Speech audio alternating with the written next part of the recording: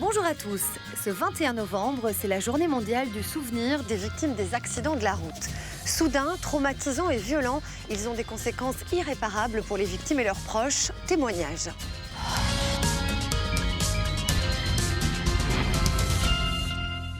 Bertrand, bonjour. Bonjour. Nous sommes ici chez vous pour parler de Maxime. Maxime, c'est votre fils et il y a une dizaine d'années a eu un accident de la route. Alors c'était un 28 octobre, une date qu'on n'oublie jamais.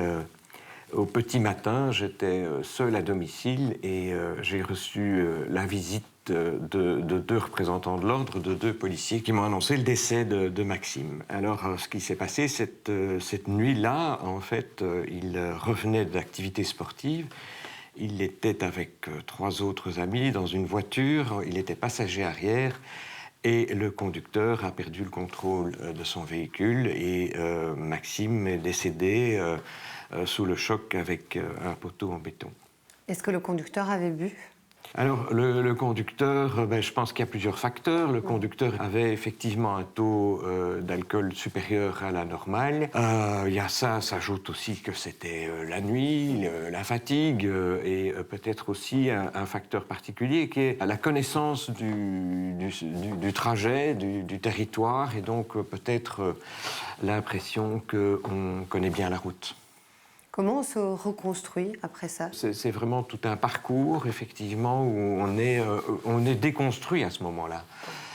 Et donc, effectivement, le mot est juste, mais c'est un long travail, c'est un processus qui commence peut-être déjà tout juste à l'annonce des policiers et qui progressivement va peut-être suivre un processus avec des hauts et des bas. Souvent en première ligne, les services médicaux. Ils permettent de soigner et de soutenir les victimes d'accidents. Comment vous faites justement pour motiver le patient, pour lui dire qu'il y a malgré tout un avenir ? Déjà, on essaye vraiment de lui expliquer pourquoi on travaille, donc tel exercice, pourquoi est-ce qu'on le fait. Et on essaye aussi de mettre en évidence ses objectifs à lui. Parfois, il y a d'autres patients qui n'ont pas encore ces capacités-là, donc qui sont plutôt en cours d'éveil et en cours de prise de conscience. Mais donc, on essaye vraiment alors de faire des choses fonctionnelles que le patient va percevoir comme étant utile d'aller chercher un objet et pas juste de l'abstrait dans nos exercices. Et ça, c'est pour tous les thérapeutes, aussi bien les kinés que les ergos, que les logopèdes. On va faire des choses qu'ils vont utiliser dans leur activité de tous les jours, quoi. Généralement, un patient reste combien de temps chez vous ? Ça varie vraiment. Au niveau des amputés, on va dire que c'est maximum 3 mois ici.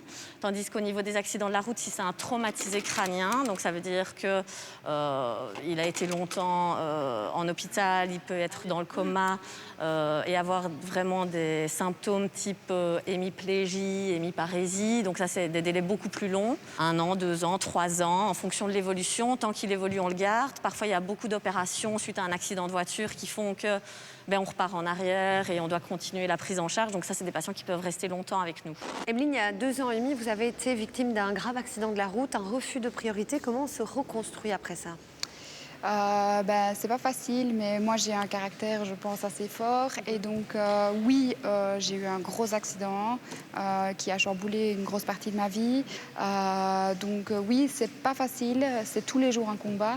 Mais je voulais absolument être indépendante. Donc il fallait vraiment que je me batte, je voulais marcher. J'ai plein de projets et ça, c'est vraiment important. Je pense que les projets, ça donne la motivation aussi.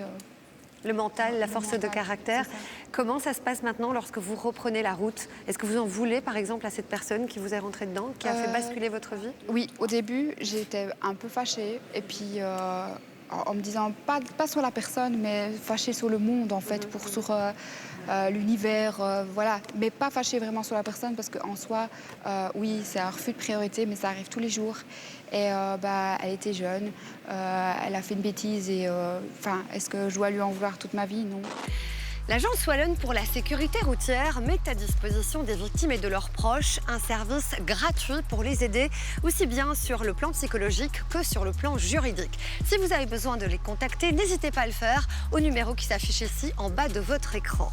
Contact, c'est terminé pour aujourd'hui. À la semaine prochaine. D'ici là, bonne route!